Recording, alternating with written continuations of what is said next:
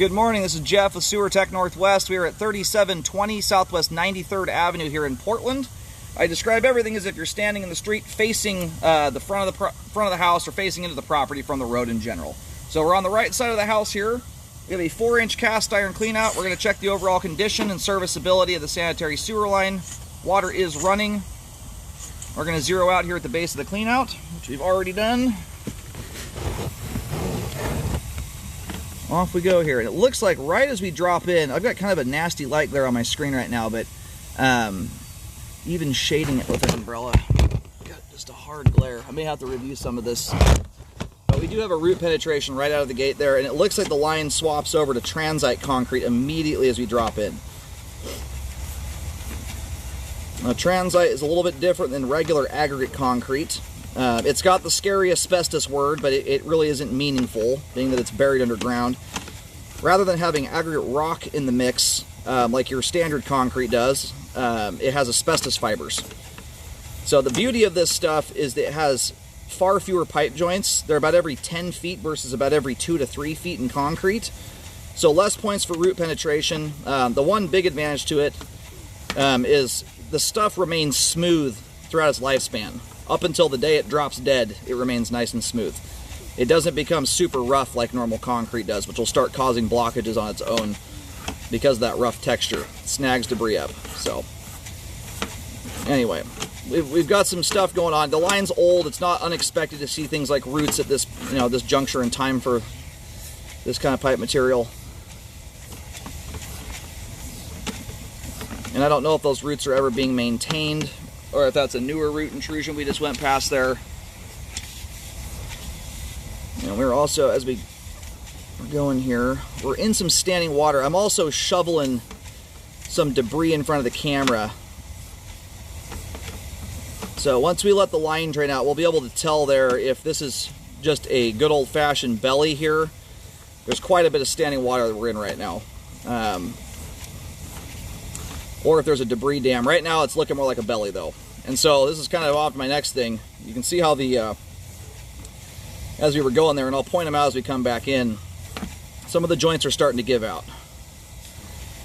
Which is kind of to be expected at this juncture in time with how old this stuff is. In fact, that joint right there is compromised too. You've got a dark moisture ring around it, and I can see little bits of dirt starting to come through it, especially on the right side. So what ends up happening is these joints wear out over time. They get exposed to the ground and they start sucking dirt through the joints, and it causes hydro erosion. It'll just slowly but surely erode the support out from underneath the sewer line, and it causes progressive settling. So when I get bellies and older materials like this, when I start seeing that kind of stuff, it's a much more concerning thing than it is in plastic pipe, for instance. Plastic sewer lines can withstand an extreme amount of settling and remain intact, where concrete pipe, unfortunately, even transite that has rubber fern coats that are relatively flexible, it's just not a malleable pipe material. The pipe doesn't bend with things. It remains rigid. Although the joints can flex a little bit, they open up to the ground significantly easier. So when you start to even get even quarter to half inch of standing water in older concrete, it generally is the result of pipe joints being exposed to the ground, and often has less to do with just improper installation and uncompacted soil. I've done almost 25,000 sewer scopes now in my 13 years, and that is something that I've come to is just the way it is. Usually they often install these things quite well back in the olden days, and they're using rigid pipe materials, not flexible stuff like plastic. So on its own, it's a lot less prone to settling versus something like plastic pipe. So when you see settling in this stuff, it is often the result of that. Anyway, we're going to go locate the camera head here. We're at the main at 82 feet. We'll see where we are here. Let the line drain out, and we'll have another look at everything as we come back in. Alrighty, so as you face the house from the street, the line comes out the right side of the house, turns, straightens out, and pretty much does a straight shot out to the street.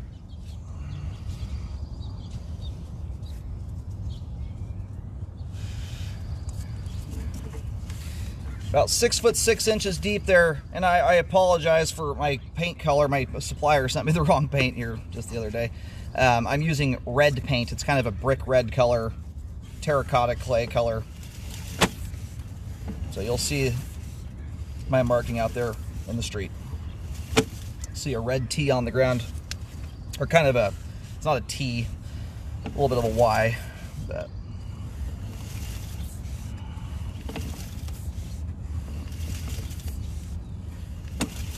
coming back into the standing water area here now.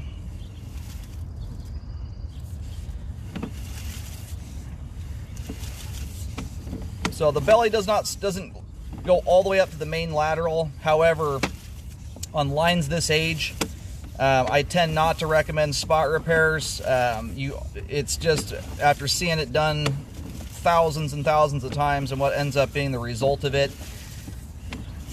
I really don't like the process of spot repairing older pipe materials like this. You run a very high likelihood of causing settling issues on the pipe before and after it. It's very easy to undermine the soil at the pipe ends you're attaching to. And when you go jarring the ground and pipe that has been sitting there for 50, 60, 70 years, you often disrupt the pipe in manners that often causes the pipe immediately on either side of it to much more quickly wear out. It often compromises the pipe joints in doing so. So anyway, what I would recommend here at the very least would be repairing from this point here at about 55 feet out to the main lateral. The belly starts fairly quick after pulling back there. So you're better off doing it in chunks, in large chunks, rather than in parts and pieces. Last thing you want to have to do is go crack that road open again to fix the last portion of the sewer line when it wears out. This line is at the end of its lifespan to begin with. This pipe material was not designed to last 100 years or anything like that. So anyway, I'm going to go mark this out here. We'll see what the rest looks like as we come back in.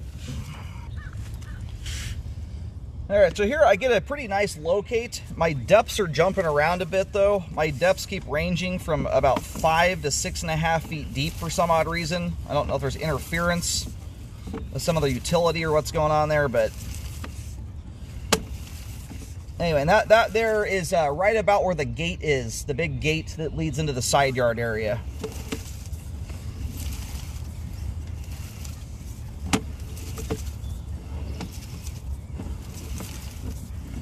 It starts in the grass and dirt, and ends up, the belly dissipates off just shy of the main. That last bit of the line there does have good slope and grade. So it's something where you might be able to do something like a pipe burst, which is a semi-trenchless style repair. You have to consult repair companies on that, but that's usually a good thing. What that tells you is that the line settled. It's not necessarily someone doing their math wrong and grading things incorrectly.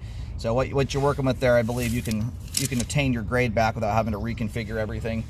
But if you're able to pull that one off, that is generally where you are punching a hole at each end of the repair, not necessarily trenching the entire length of it up. So a little more convenient way to do things.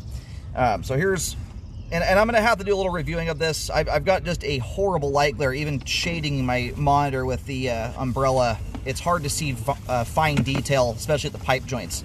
From where we are just there at the transition from ABS to Transite, from that point right here until we hit the belly, the pipe has good slope and grade, no flow issues there. It's the pipe joints I'm having a hard time seeing as to whether or not they're showing some level of being compromised at this point in time or not. So right now you'll see, and I'm going to mark this out in the event a full update is done. That way someone doesn't have to come in and relocate everything. Right now, the main flow problem you're dealing with is that belly out there. And there's no debris dams out there. That is just because the line has settled. You've got anywhere from about 1 to 2 inches of standing water at its worst point. It is causing debris to hang up in the sewer line. So it does pose a potential for a blockage to occur. If repairs are not done, I would periodically check on the sewer line, check for buildup, and do hydrojetting as needed. Ideally, do a repair so you don't have to mess with that kind of stuff. The plus side, if you're living with the belly, because of the distance that belly is from the home, it's at that same belly we're right up next to the house. It would be a scenario that would be more prone to blocking and backing up because of the proximity to the house. If you block up out there, you've got more leeway. You've got a lot of pipe to fill up before getting back to the house, which creates head pressure, and there's a reasonable amount of scenarios where that head pressure pushes things through. But again, in this scenario, it's a little more concerning though, not just purely from a flow standpoint, When you get pipe that settles to this extent in older materials, it usually means your pipe joints are open to the ground. So it can lead to hydro erosion issues, not just for the sewer line, but the surrounding ground around it, the road bed above it, things like that. All right, so here I put a T marking down.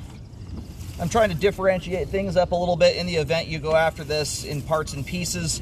Being that you've got issues at each end of the sewer line, you've got roots at the start, you've got the belly there at the end of the line. This is a line here that is ready for update at this point. And you may, it's so hard to see right now. That may be cobwebs there. You may have the start of a root intrusion coming back to the transition. I'll have to review that at home. There's something there at the top of the pipe. It's hard for me to see right now.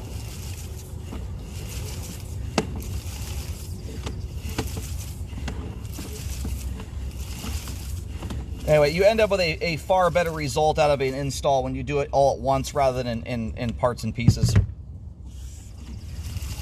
lot less risk for settling problems to occur. And anytime you are spot repairing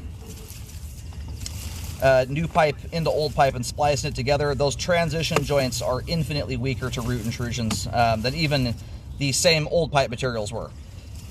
You have a difference in pipe wall thickness, so there's always a lip that's created. It gives a good anchoring point, and they just never seal up as tight as a same material transition. That joint right there is blown.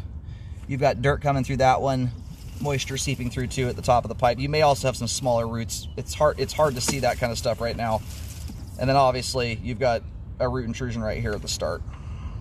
So being that you have issues at each end of the sewer line, this is one I'm going to recommend a full update on.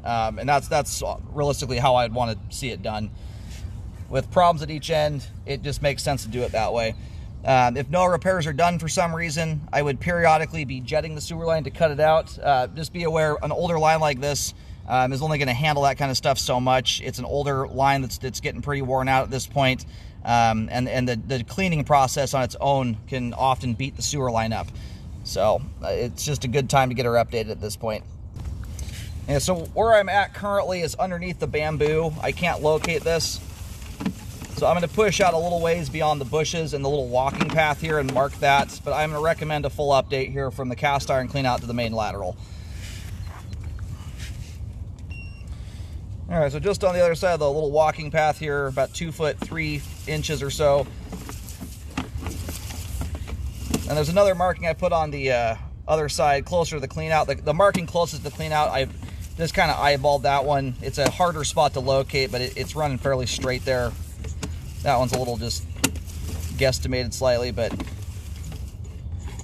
anyhow. And once this is all finished up here, I would be going scorched earth policy on this bamboo that's over here. This stuff is very aggressive. I'm actually amazed that you don't have a root intrusion everywhere at the start of the line.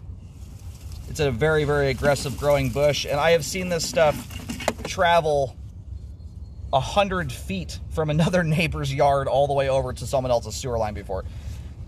It's a very aggressive plant, and it's something you do not want to have anywhere near, especially a transition joint. So when you go and connect cast iron onto newer plastic pipe, even if it's ABS plastic to PVC plastic, you don't want to have roots anywhere near those joints, especially stuff like bamboo. And this is a very shallow sewer line, much of it is anyway. I'm getting about 2 feet deep here, going out to around, I want to say something like 40, 50 feet out. It starts to get a bit deeper as you make your way out, as you get close to the road. In general, though, you're only about 6 foot 6 inches deep at the main, which is a fairly shallow sewer line in general. But through the yard area, 2 feet deep or so is very exposed to roots. So you want to be getting stuff like that, especially really easy stuff to deal with, like the bamboo. Dig it out, kill it off as best you can. You don't want it next to your transition joints. Anyway, after any repairs are done, I recommend a rescope to check the work. It's very important to do that.